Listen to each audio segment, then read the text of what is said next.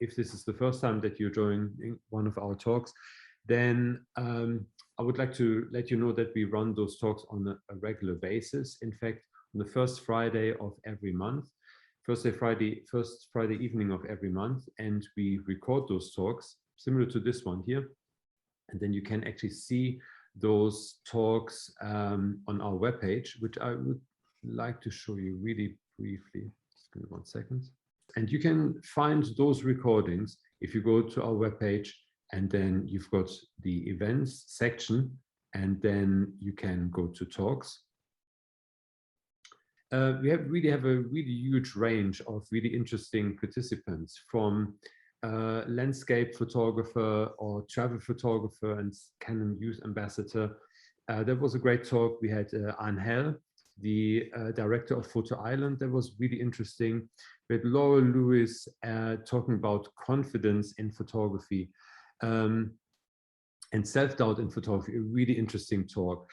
Or we had, for example, our ex-students, Adrian Dubois, and so on. This one was really amazing, Lisa Pritchett. I don't really want to bore you, but you can see I'm getting really excited when I talk about our LOP talks, because this really is such an amazing archive now. Each of those talks is roughly about an hour, 1.5 hours long, and you just don't have to do anything else but clicking on those links. It's all for free. You press the play button, and in you go.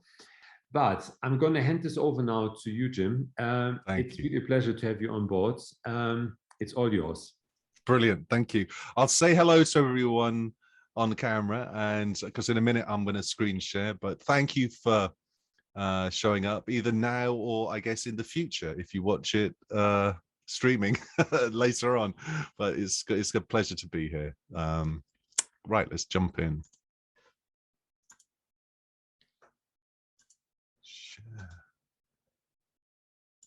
Okay, great. That's okay. Oh, there we go. Hang on. Slideshow. Okay, hello. So I guess my whole talk, probably for the last 6 years that I've been giving it, is a debt of gratitude from me for the people that I work with and collaborate with in my local community. The talk's called Community, Context and Conduit, 3 things that are really, really important to me. Obviously my community, because that's where I make all of my work. Context, because I'm a massive believer in that when you make documentary work or even portrait work rooted in a community, the story and the testimony being shared is excuse me, hang on, let's just mute the phone, is really vital. Contextless photographs kind of that have no background and no story to them can quite often do more damage than good. And there's my phone. Do you know what, I'm actually being messaged live by one of the people from the stories that I work on. Bless him.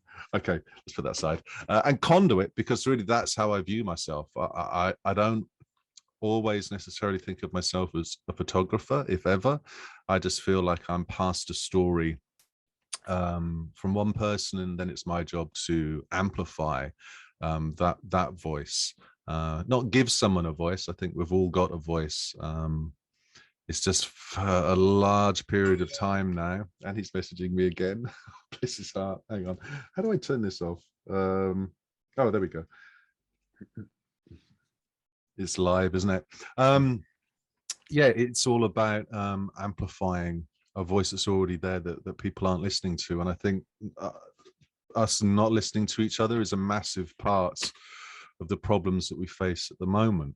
But this talk really is a way of me repaying a debt. The debt being that everybody that I work with and collaborate with and ultimately photograph and interview and share their experiences have an enormous amount of trust in me. They open themselves up to me and give me their truth, their reality. And in turn, I then take that to the world. And you know, the hope is that we can draw some sort of illumination to the struggles that they face in contemporary Britain. So my talk is my way of kind of doing the same sort of thing, but with you. So I'm going to give you my trust now and kind of tell you how I started and where I came from, how I fell into photography, and how ultimately Small Town Inertia came into being, and where we are now. So some context, some background about me. If I pick up my life at about 1990, I was just about to go to art school. It's my dog making an appearance. You can't see it because it's off camera, but I just felt a very cold nose. Yeah, I was at art school studying painting, and my mother had been quite poorly when I was a child and a young teenager. And just coming up to, I guess, my graduation, maybe a little bit before that, she got dramatically worse. And my father would phone me up when I was at art school, and he had a couple of nervous breakdowns dealing with it. Mum had become bedridden and was in a very difficult physical and mental way. And I don't think of it as a decision. I don't think that you necessarily make a choice, because there was no choice to be made. It was instincts that made me leave my studies and return home. I guess I was full of the hubris of youth and the ego of youth. I was 20 something, thinking that, you know, I can sort this out in 6 months and then I can resume with my studies, you know, if I want to. That wasn't the case. It was a lot more severe than I imagined. And I'm going to kind of paraphrase 15 years in about 30 seconds now, just for time constraint purposes. Ultimately, what happened was a stay that I imagined would be months turned into a year, turned into 5 years, turned into 15 years. And I had become completely ostracized, I guess, and marginalized from certainly the life I was going to lead, but certainly the life that surrounded me,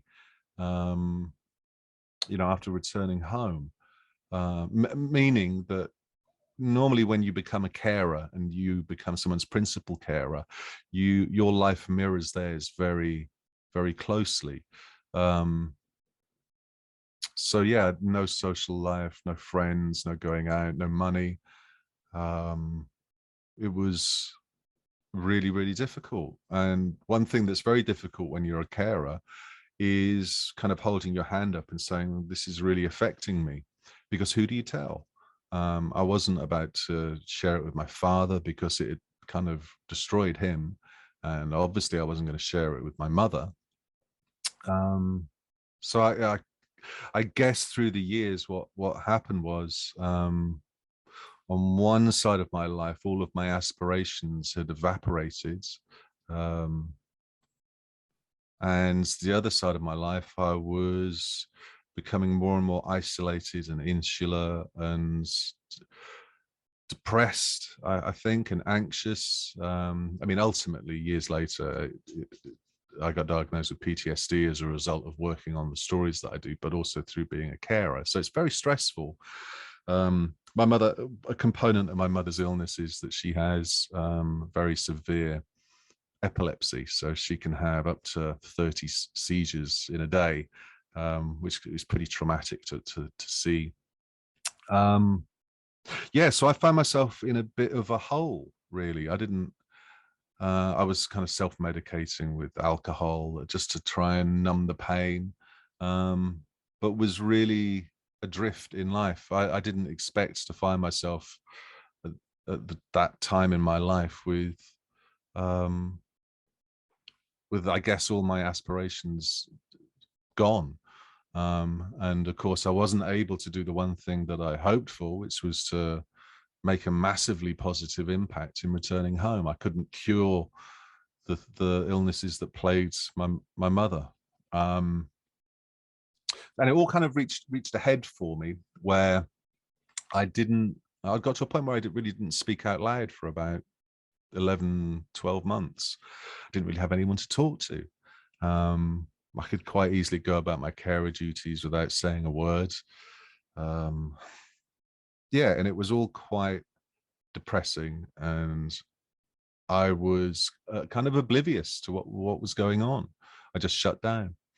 And then came the first of what I like to think of as doorways that open up in front of you in life. You just have to maybe be there to notice them when they do.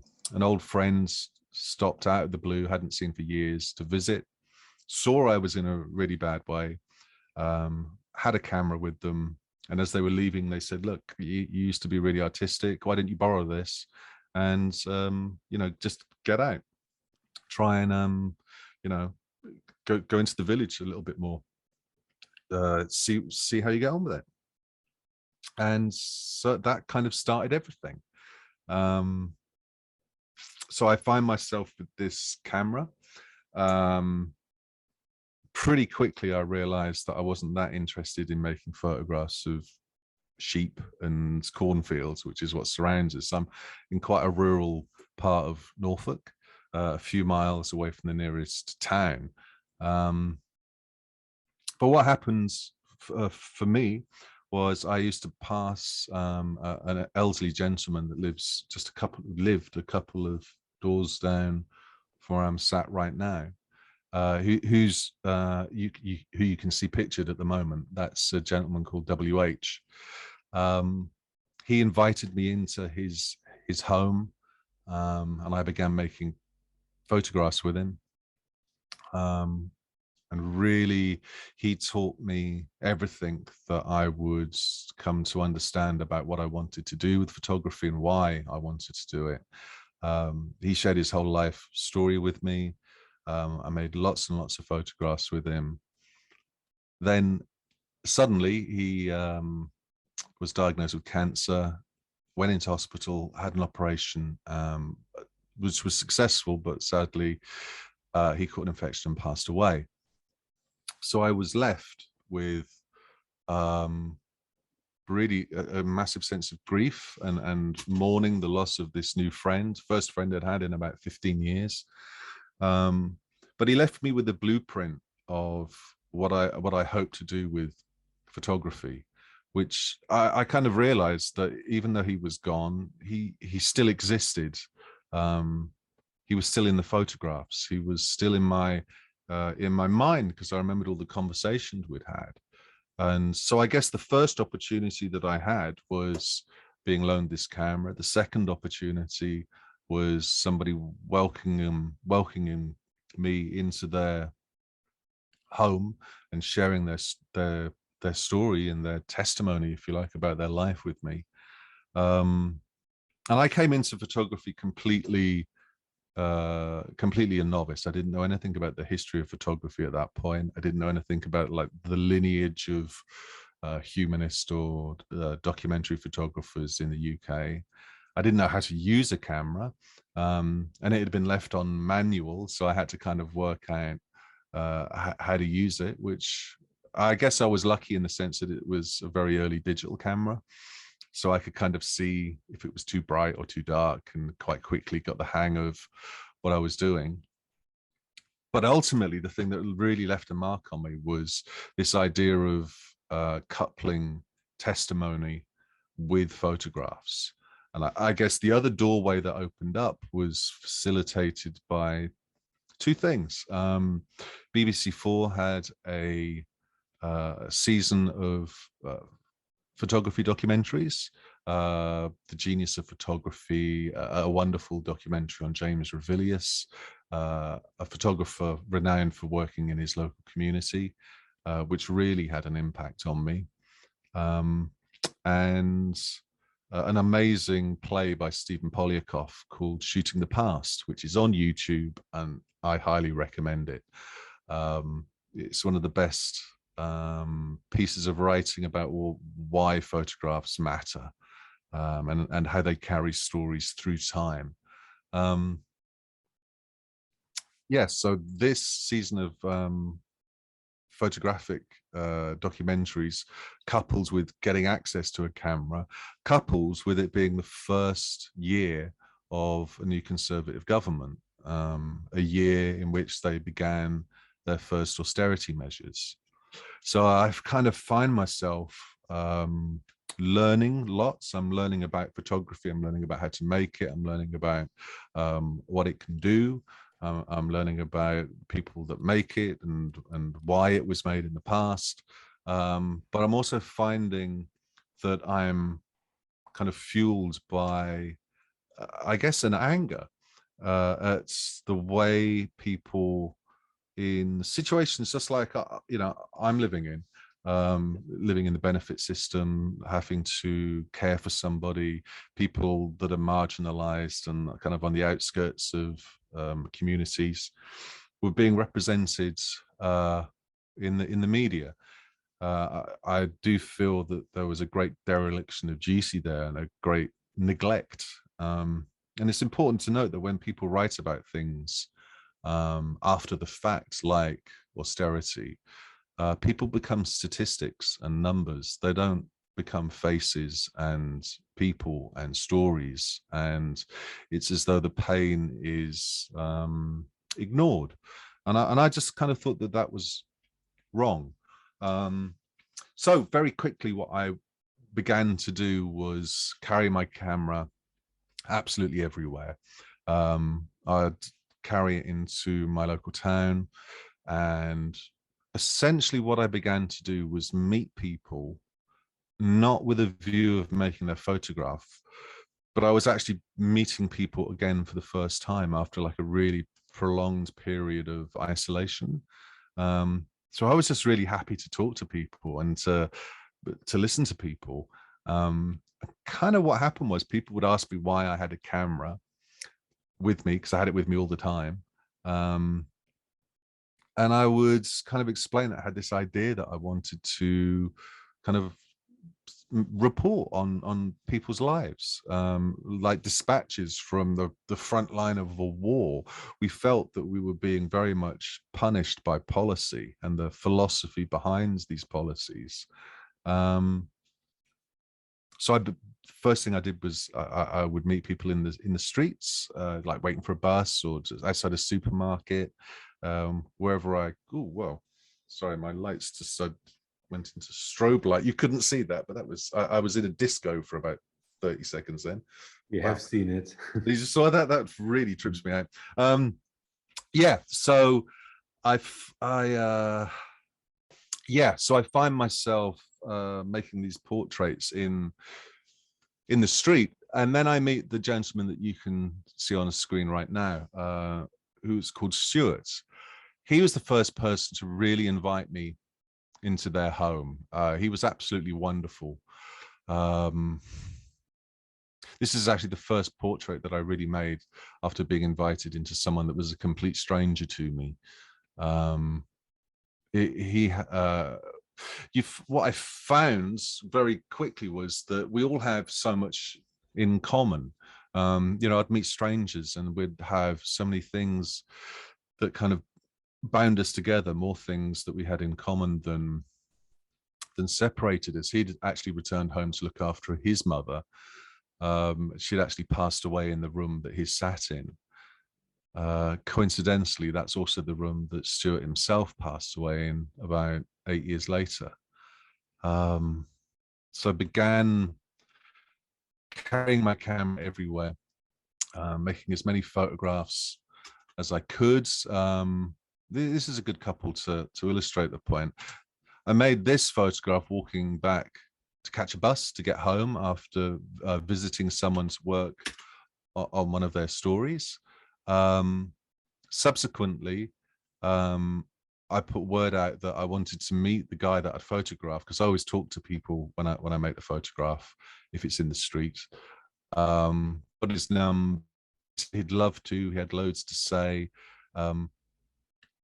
And a fortnight later, within 5 minutes of being in his apartment, he stood in front of me breaking down in tears, explaining that he's had his benefits stopped, he's got no money for food, the loss of a couple of his children. It's very overwhelming. This photograph actually played a massively pivotal role in his life, or maybe more than the photograph, what happened during the making of it. I was the first person that he'd shared anything with for years. Can I ask you something? Yes, Jim? of course. By the way, I should have said this at the beginning. If one of you guys, the attendees, if you've got any question, please feel free to put them into the chat box. So we don't have a Q&A box, we've got a chat box here. And if I see them fitting right into that moment, I'm going to forward them to Jim. Otherwise, we can discuss them later. So what I find really interesting, talking about the early, let's say, parts in your career, what, probably a lot of photographers would call maybe, or artists would probably call their formative years, which is usually dominated by by an adherence to, I don't know, to norms, to rules, to the standards. Yeah. For example, like of how a good photograph has to look like, how a beautiful composition has to look like. And also things like, like a cliche, and I'm sure you heard it before, that a picture says more than 1,000 words.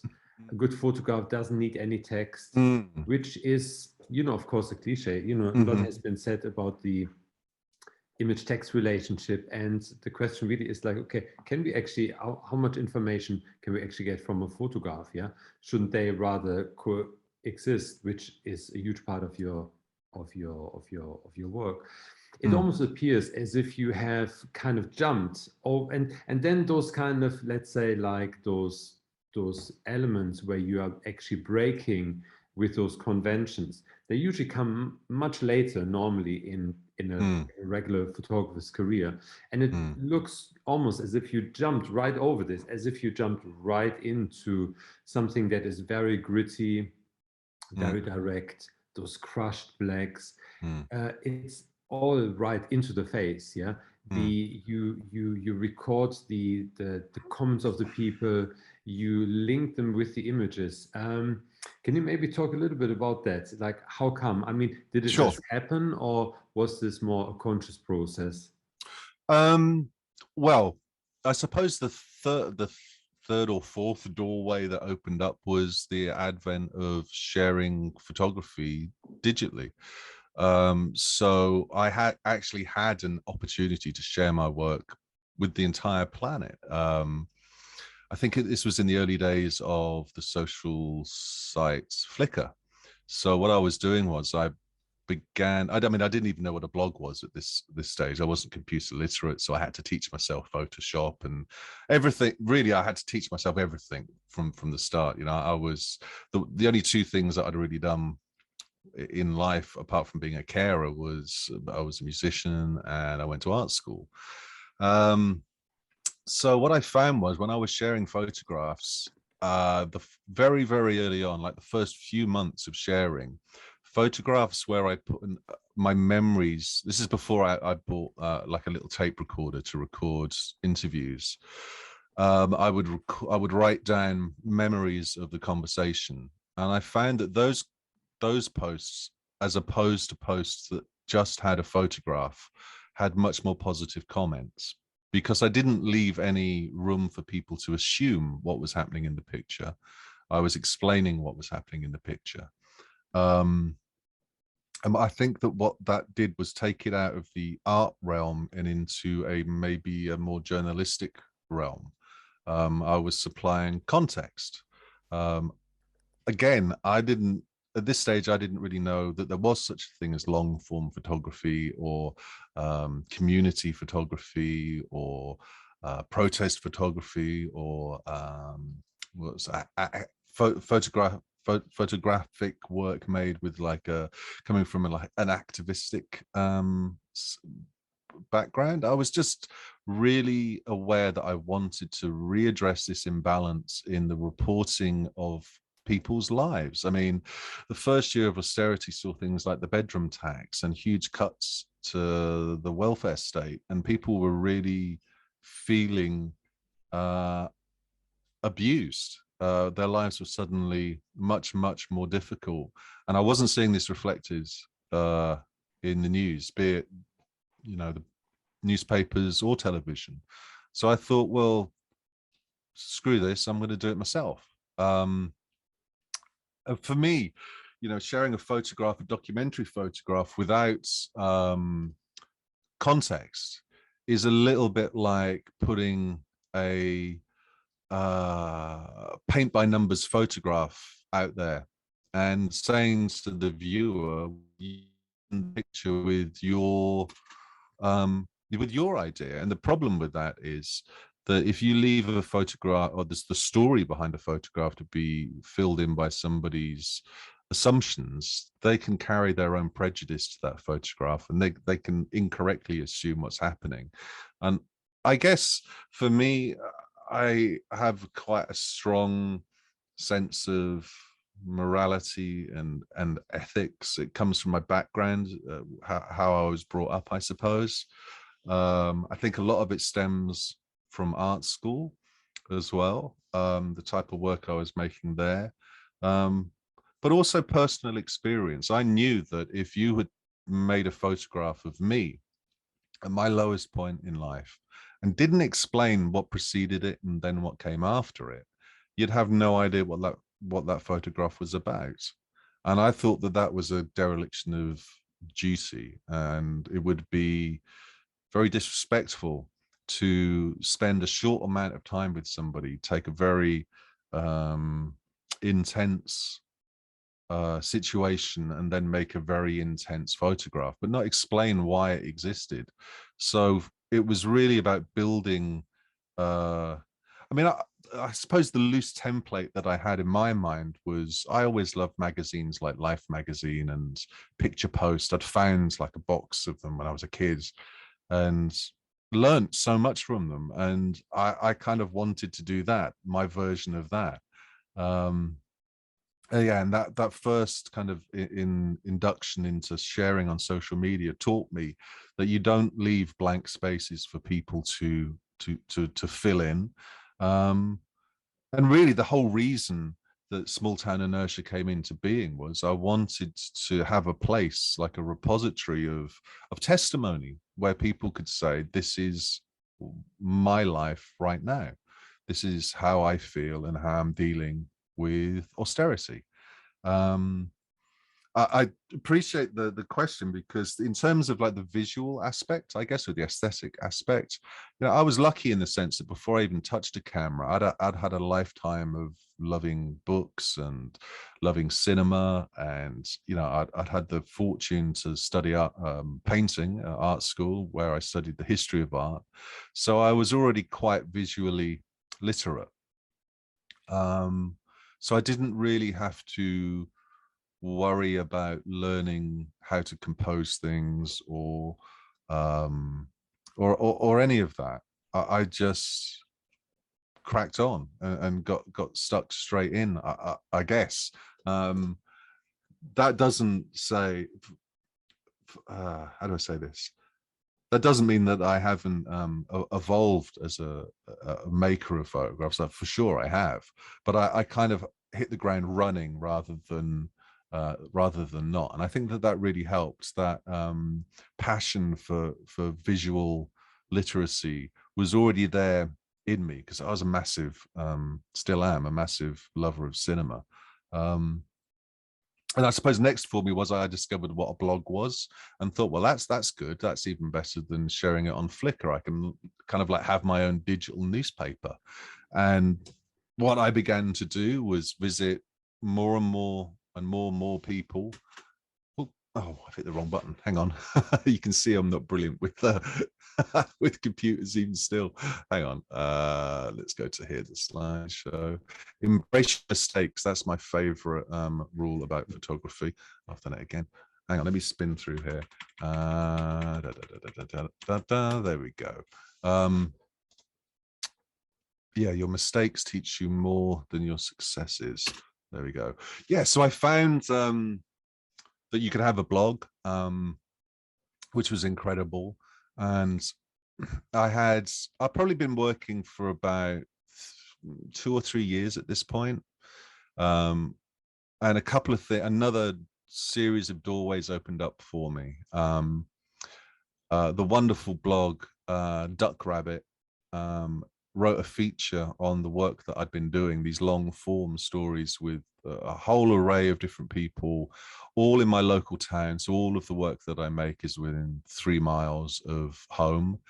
I normally would get about 6 to 9 hours a week away from my carer duties to actually make the work. So a couple of visits per week, where I would make interviews and tell these stories. And they did a wonderful feature, unprompted.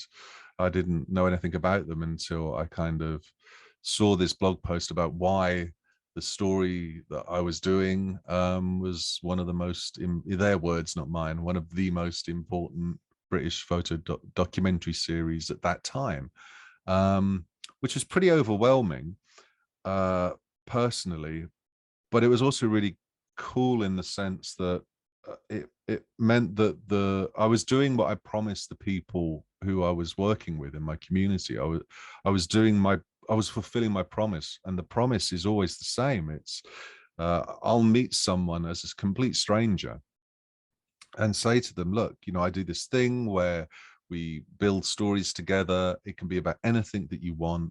All you have to do is tell me, A, if you want to do it, and B, what you want it to be about. And the thing that on my part of the bargain was that I would try and get people to pay attention, because everybody around me, it seems, was filled or confronted with situations that they felt completely alone in, and that no one cared. The community didn't care, that other people didn't care, that politicians didn't care, that policy didn't care. So getting some attention from like really respected blogs really helped. It also opened me up to a whole community of ex-professional and professional photojournalists who kind of took me under their wing and really kind of had my back and mentored me in a way. And yeah, so that was a huge shift. In 3 years, everything happens really quickly, from first touching a camera to just, when I started, I didn't know anyone at all online. But I was quite tenacious and was kind of possessed by this idea. So I was, when I wasn't doing my caring duties, it was all I did all the time. Yeah, a lot of, I'm reluctant to call it work, but I suppose it is. It's a lot of work, but I was consumed and still am with the passion of doing this. I don't just feel like it's a calling. I feel like it's a duty. It's a responsibility. In times such as we have, and it's only getting worse, you have to take the tools and the skills that you have and do something good with them, something beneficial. That actually brings me on to something that David, who you can see here, I actually met him through knowing his mother, who I'd met in the street.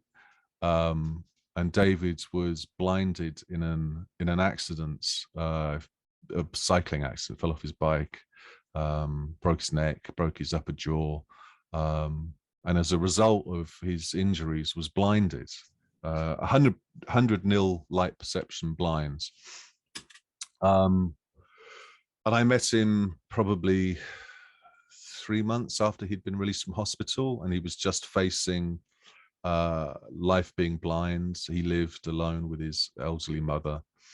And we struck up a friendship, a real profound friendship, which I kind of do with everybody that I photograph. There's no one that I've ever photographed that I still don't keep in contact with and talk to.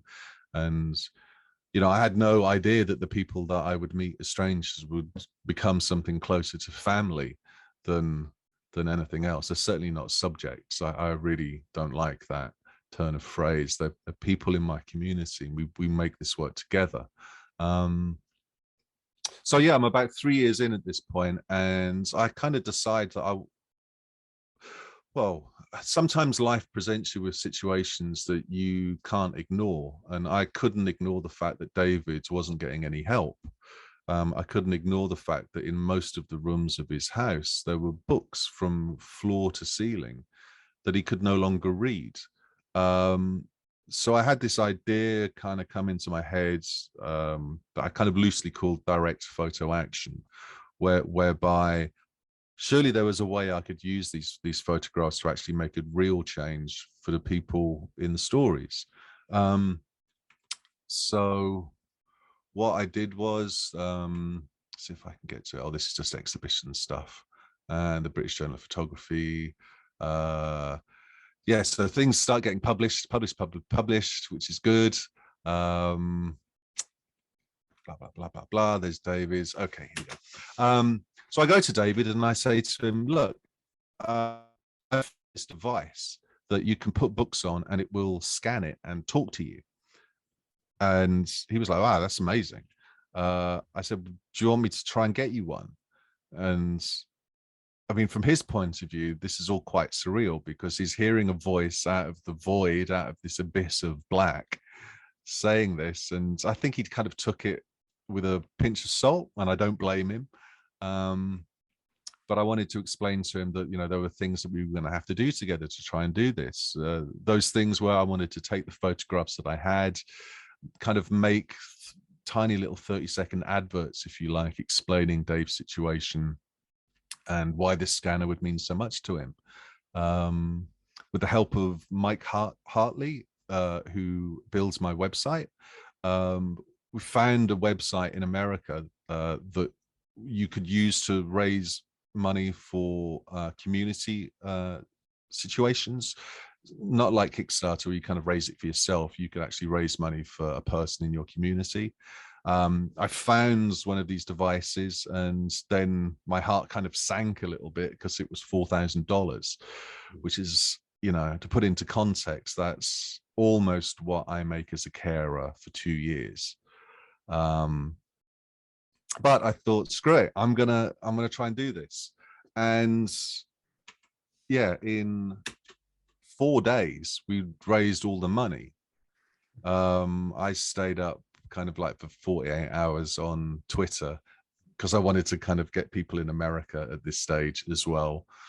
And it was kind of like really overwhelming because we had, I think, 50 days to raise the money.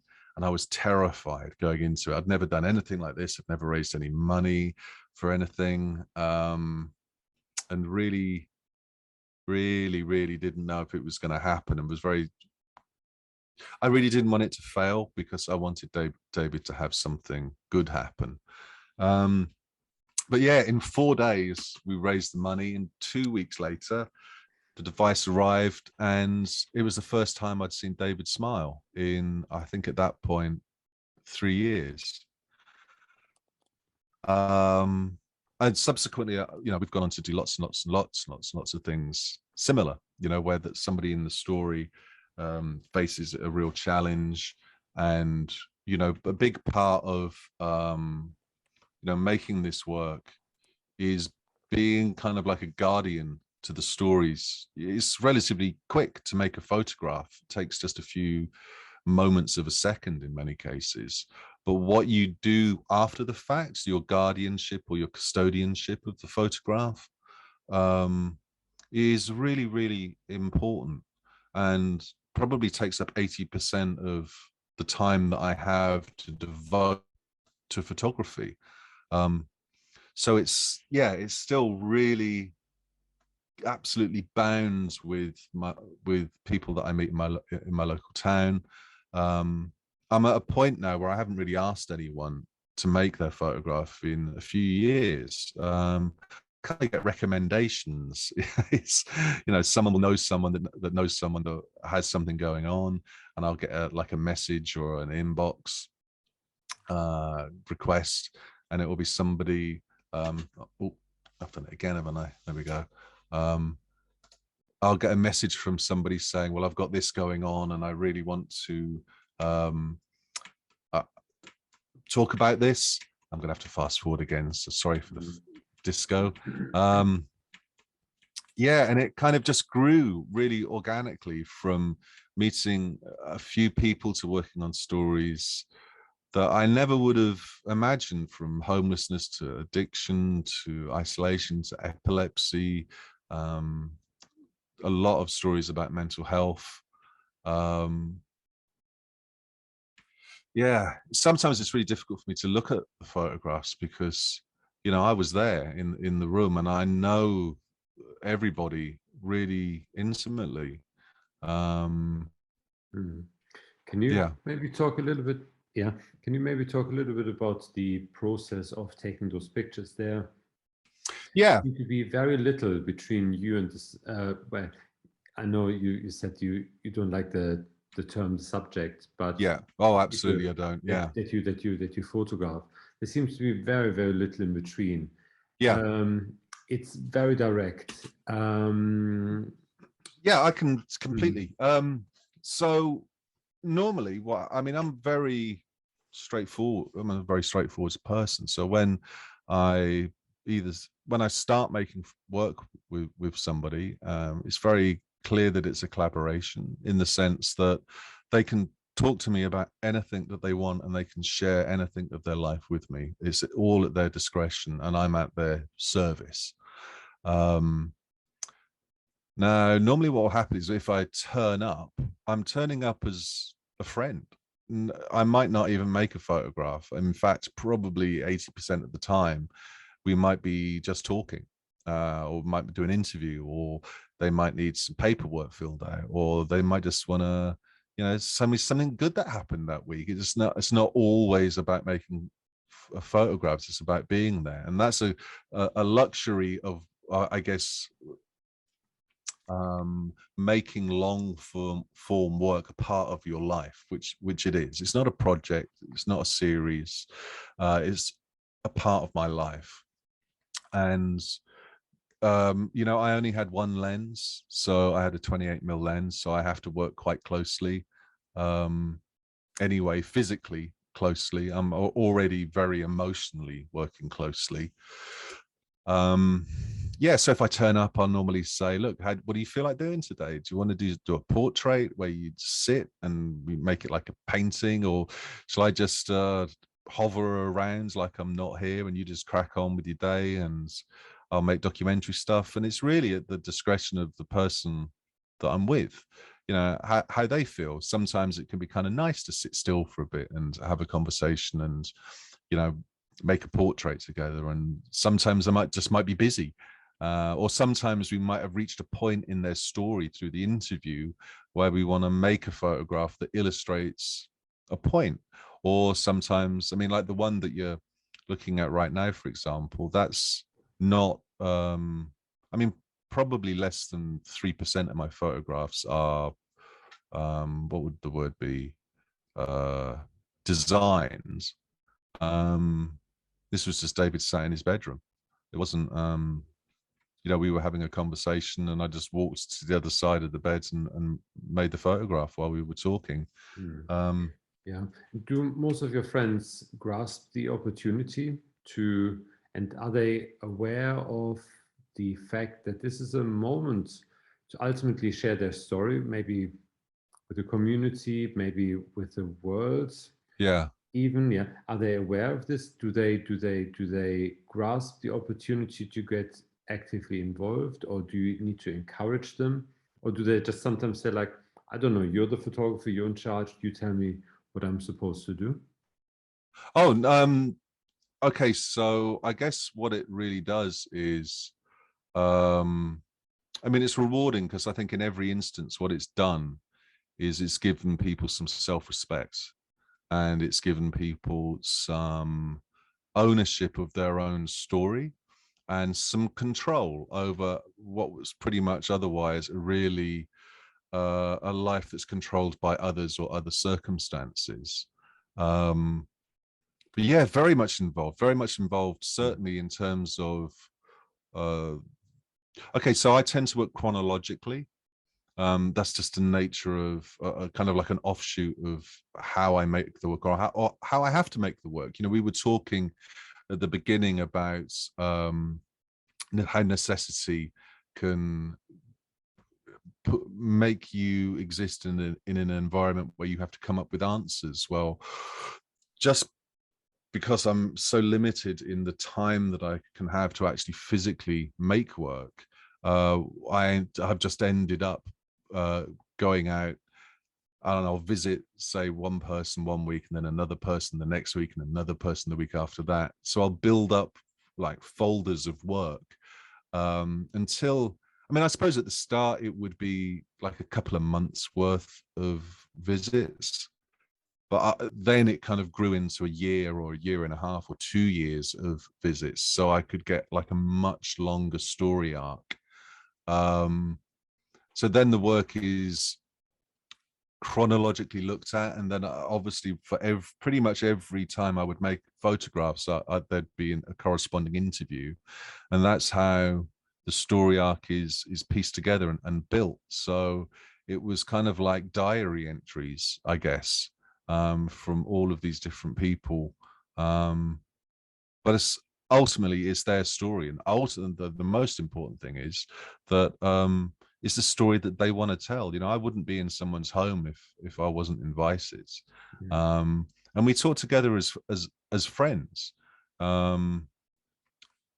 But at the root of it, and I think this is important, so many people in this country, and I suspect all over the world, feel like that no one really cares about them, and B, that they've been completely uh, forsaken by politics. And I wouldn't go as far as to say that my work was political, but we're all politicized because we're all affected by policy. There's no two ways around that. We're all touched in some way by the decisions of people that we'll never meet, that we may or may not have voted for, that make decisions that can have a devastating effects on our lives. Yeah, so I suppose that takes me up to one day I get a message on my website. Do I want to do a book? I guess I really hadn't thought about it at all. This is the actual message. My instant reaction was that I didn't want to do it. I wanted to wait another 10 years at least, because I felt that there was so much more to these stories to be told. And, you know, I'm really into this idea of there's got to be lots and lots of testimony. But I've been really lucky in that I've met and I've been surrounded by people far smarter than me. And at least I have the knowledge to know when to listen to somebody with much more experience. And Colin said a wonderful thing. Colin is the person behind Blue Coat Press. In my opinion, the best publisher in England, certainly putting out the best books, most important books. He said to me, why would you want to put this book out after all of the politicians that are responsible for the pain and the suffering and the endurance that you've depicted for, at this point, I guess 7 years? Why would you want to do it when they're all in the House of Lords or, you know, on a lecture circuit? Wouldn't you want to do it while they're still in power? And it clicked. I suddenly got what he meant. And so I said, yes, no, okay, let's do it. Absolutely. It took me about half an hour to edit the book. I'd lived with the stories for so long, I knew exactly what I wanted to do, or rather than what I wanted to do, I knew what would serve the stories best in this format. Because at this stage, I'd probably got 7 years worth of stories and 7 years worth of pictures. And, you know, we touched on it a little bit at the start of the talk about how, as a carer, time takes on a very strange quality. It's still linear, but days bleed into weeks and months and years, and before you blink your eyes and a decade's gone. It's very strange, and I think it's something that only people that live within these conditions and these circumstances get to experience. So I realized I could put 7 years worth of photographs and stories into a book, but when you looked at the book, it would almost seem as if it was over a weekend. So rather than chapterize it, I integrated all the stories within each other, and it became, I guess, a book that was kind of like an exhibition of testimony. Yes, and it happened really quickly. It was funded, I think, in 11 hours on Kickstarter. Yeah, it's pretty intense. It's had a great reaction. I've had so much. I mean, for sure, something that we've not touched on yet is the support and the help that I've had from my online community. I feel like I have two communities really. One is my offline community and really that all that is the people that I collaborate with in my community, and my girlfriend and our cats and my dog, who made a bit of an impression at the beginning. You And can't my see other, him anymore. no, she's asleep outside, I think, in the dark. And my other community is very much online, and there's such an incredible like outpouring of support and help, and it's a very healthy environment, I find. Obviously you can find arguments anywhere if you want to, but I wanted to surround myself with people that, hello Coda, I don't know, she might start howling in a minute, so forgive me if she does. Yeah, so that kind of takes me up to probably just pre-COVID. I'd started making and developing my own work in film. All of the stuff that you've just seen, that this is all film. I kind of wanted to get myself a little bit away from being sat at a computer all the time. What I'll show you next is these are some, I think these will be pages from book 2. So book 2 is going to be a direct sequel to book 1. It's going to continue the stories of the people that were in book 1, but also some other people as well. It'll also encompass the effects of Brexit and the economic fallout of COVID. I wasn't really interested in making photographs of people through the window or with masks on, essentially.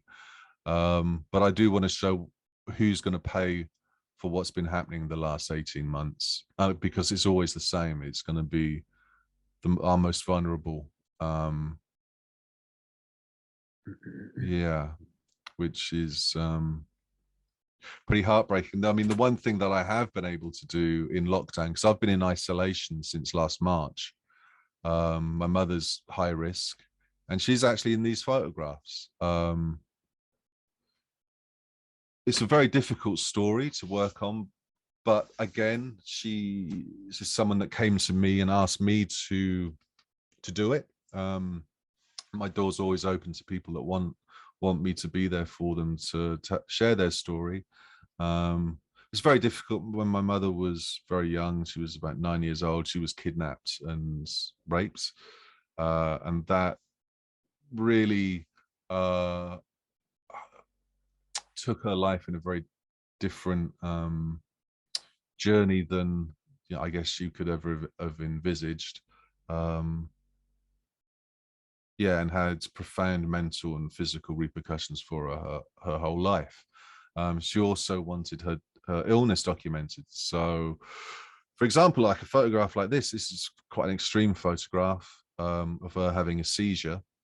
I've probably seen 100,000 seizures in my life, if not more. So I always work within very safe grounds. I know exactly what's happening. Anybody that knows anything about epilepsy knows that if somebody's having a seizure, the last thing you do is touch them, because it will make it a lot worse. It'll aggravate the situation. We'd spoken about this before this picture was made, and she said, look, can you make a photograph of me? Because I want people to see what it's like for me, what I have to go through. And I've never seen it.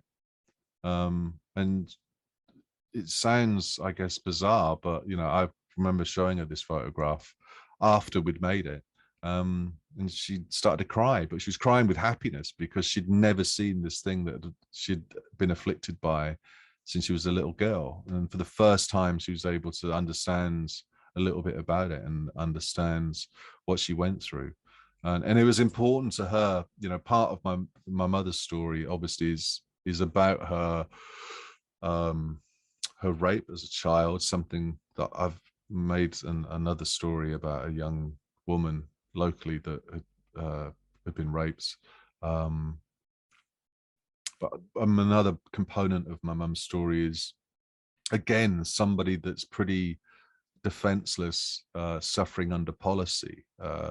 Everybody that used to receive a medical benefit called disability living allowance were taken off it, and they had to be assessed to get something called PIP, personal independence payment. And as part of this, the government insisted that you had to be assessed as whether or not you were deemed worthy, in fact, of receiving this benefit. And my mother, who's been bedridden for 30 years, was turned down and declared fit for work. And it took me 8 months of really fighting to have that overturned, as at their admission, the result of a error. But for 8 months, she was just begging me to kill her. She just didn't want to carry on. Oh, hello. And yeah, she wanted to kind of show the world, or wants to show the world, look, this is what was happening to people in my situation. And the book one's full of it. Book two's even more full of it, of people that really a civilized society should embrace and protect and help, but they're the first to be punished. And I guess for me, ultimately, I just find that intolerable. And if photography in some way can illuminate people to this happening, I think then it's the most beautiful, constructive medium of communication that there is. My work is all about, or our work is all about illumination, and sharing stories and listening and being there for each other. It's more about what kind of person do you want to be than do you want to be a good photographer. My best advice to any photographer, it wouldn't be pick your camera up and go out and make some work. It would literally, well, it would have been pre-COVID, just go next door and check on your neighbor and see if they're okay. Because I live in a town where people are living in absolute poverty, opposite a street where somebody is not, and they don't know each other exist. And ultimately, I think what's happened is my town is a perfect kind of petri dish example of every other town in the country. My town's not special. This is happening absolutely everywhere, but it's not reported. And I guess my ultimate wish would be that there was somebody making this kind of work in every town in the country. So there was a huge wall of information, like a rejection of this narrative that things are good. Because in my lifetime, and I was a teenager, but I still lived through the last years of Thatcher.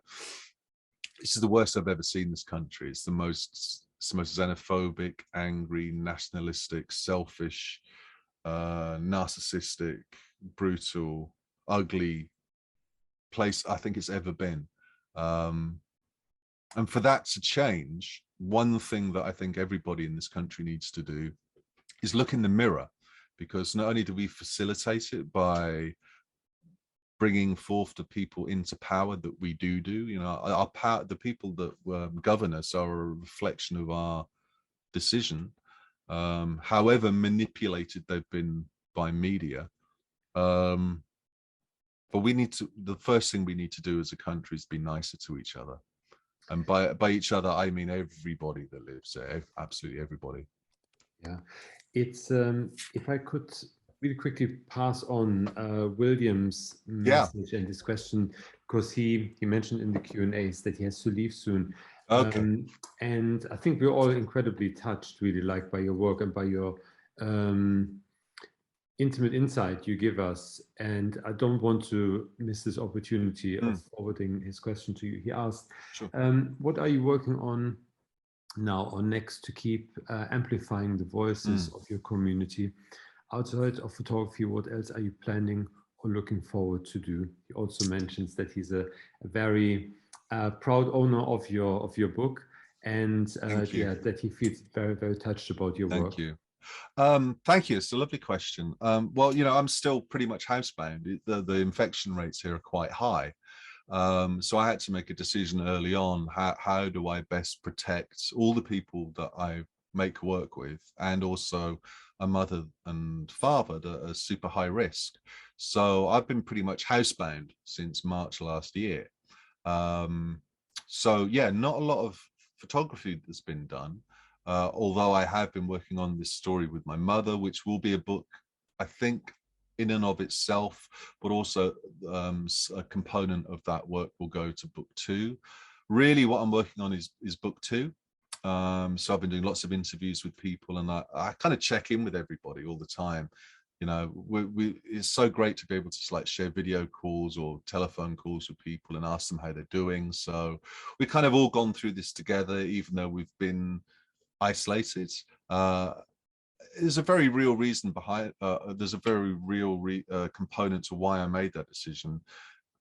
I wanted to be able to look myself in the mirror through this, and believe me, my desire to be making photographs is so fucking incredibly strong.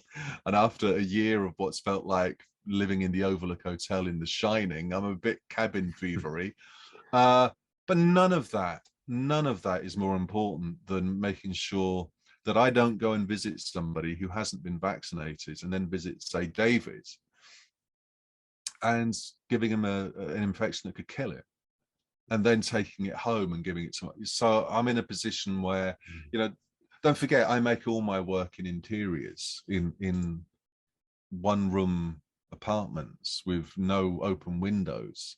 It's with people that are almost all high risk. So, I mean, there is another component to this. I was diagnosed with PTSD just before COVID struck me, 6 months before. And it's really understandable as to why. My doctor was brilliant. She was kind of like, well, you can only fit a pint of stress in a pint pot, and you've tried to fit a swimming pool of stress in a pint pot. Something's going to spill over. And it really did with me. I probably had an 18-month period where I had really, really terrifying anxiety and something called depersonalization, which is essentially your consciousness kind of going, I'm not going to stick around for this. And you kind of feel like you're in a dream, even though you're here. Singer, what was he called? Adam Duritz from Counting Crows had it as well. But it was really heavy. It was a real thing to go through. But ultimately, I kind of look at it like this, that you know, anything to do with mental health, I relate to it like I kind of would do having a cold. And if you've got a cold, you sneeze and you take something for it, and then you feel better. And what it's done for me is, it's kind of, well, if that's the price that I had to pay to be a carer and to play a small component in making these stories happen, it was worth it. But also, it's given me like a deeper insight into some of the struggles that the people from some of the stories have gone through. Like I've worked quite extensively with somebody with paranoid schizophrenia, and as much as I thought I understood, I understand a little bit better now. And again, I think, you know, you use things that, or you incorporate things that happen to you, and you put that back into how you exist with a camera. You know, the camera essentially is a paperweight until we pick it up. And I said this quite recently in another interview. You can either use a camera as a sword or a shield. Intent is everything. You can pick a camera up and be a complete prick and make really horrible pictures and with no care at all for the people in them. Or you can do something different. And I guess that I chose and choose to do something different. I would never want to hurt anyone with my camera. I just think that that's negligible and kind of sucks, really. You know. I've got a question from Jan. He asks, how do you approach people to be involved in your community projects?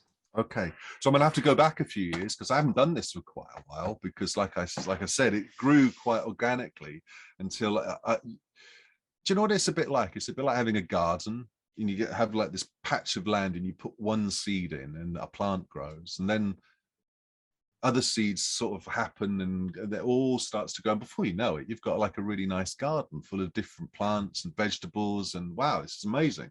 And that's kind of what happens when you decide that you want to be a part of your own community. You know, I was outside my own community for so long, and then I made a conscious decision that I didn't want to be apart from it. I wanted to be a part of it. I wanted to do something within my local community and get to know people. And I just think it's a natural part of life that, you know, you meet one person, through that person, you meet another person, then you meet another person. But when I started, it was just lots of smiles and hello, how you doing? And I would just talk to people. You know, I was, after a year not saying anything out loud, I was pretty chatty and wasn't short of things to say. But more importantly, I wasn't using photography as anything, as like a voice piece for me. I wasn't really interested in saying anything. I was just interested in amplifying what other people had to say. But you know, I find that as long as you're pleasant and passionate and very open and honest about what you're doing, and really importantly, that you're able to explain what it is that you're doing and why it is happening. And that's what people want to know. That's what I'd want to know. Well, why do you want to take my picture? Well, where's it going? Where? And I've got like certain very simple rules. The work that I make will only ever appear in context with the story. All right, so in context with their testimony. It will almost certainly only ever appear in exhibitions or magazines or books to do with themes that these stories are all about, or prints, and that's it. They're not going to ever appear out of context on like the cover of a book, for example, or, you know, unless, and there's a proviso to that, or a caveat to that, unless the person that's in that picture says, yeah, I'd like that. I'd be happy with that. That would be really cool. So yeah, I think all of those things are really important. Maybe the most important thing is that you know what your intent is, and you know exactly why you want to make this work and why you think you should involve anybody else on the planet with you making photographs. You know, for me, I feel like my role in all of this is very much conduit, and I'm in complete servitude to the people that I photograph. And there's a really easy way to explain why I feel that. If it wasn't for their willingness to take part in this, you'd have just looked at an hour-long presentation of loads of sofas and beds and empty rooms. You know, the reason I'm there is because they feel a very passionate need to kind of hold their hand up and say, look, this is going on and I'm fucking pissed off about it. This is what I have to go through and no one gives a damn. What other opportunity have we got to kind of come together and raise up truths to do that? You know, most of the people in these stories don't have access to the internet, don't have access to like Facebook, or, I mean, David, for example, he's blind, so he couldn't even if he wanted to. So I think it's about identifying what skills you have, if you have any, and if you don't have any, try and get them. You know, I didn't know how to make a photograph until I started, and even then I still don't know if I could make a photograph. I'm still trying, I'm still learning, but I knew why I wanted to do it, and I wanted to do it because I felt that there was a real imbalance between how people were actually enduring life and the way it was being reported, or more importantly, that it wasn't being reported at all. The one thing I didn't foresee was just how good it is for people to have somebody else on the planet that they can regularly see or speak to that actually gives a damn if they're alive or dead. And so much, I mean, my girlfriend kind of says that I've become a carer to like 35 different people. And, you know, I see a point, and there is a point to it, but I like to think of it as I've suddenly got 35 brothers and sisters. My family has just exponentially grown. But that's what community is all about. Community isn't being sat at home in your little prison cell watching TV, ignoring everybody else. It's about paying attention to people around you, because most of us want people to pay attention to us. So it's a kind of a thing of you be the change you want to see. You don't wait for it to happen. If we want things to change, and change they really need to do, sometimes you have to take the first step. I see just reading through Jan's comments here, you know, how inspired she is, and that she just texted, just sent another message. You've certainly reinforced the ideas. I have to take that first step. So, I mean, for me, as I said at the beginning, really want to say thank you. I think really in the name of all of us, really for the you know, very intimate insight that you granted us. I think it makes a lot of sense what you mentioned at the beginning, that it's very much everything you do in life is a giving and it's a taking as well. It's about that, yeah, that feeling of community and, you know, talking about the same issues, I think. Yeah. Thank you so much. Have a good weekend. You too, Jim. Was an honor. All right. I love you and leave you. Take care, man. Thank you so much. Cheers. Cheers. Thank you so much, everyone.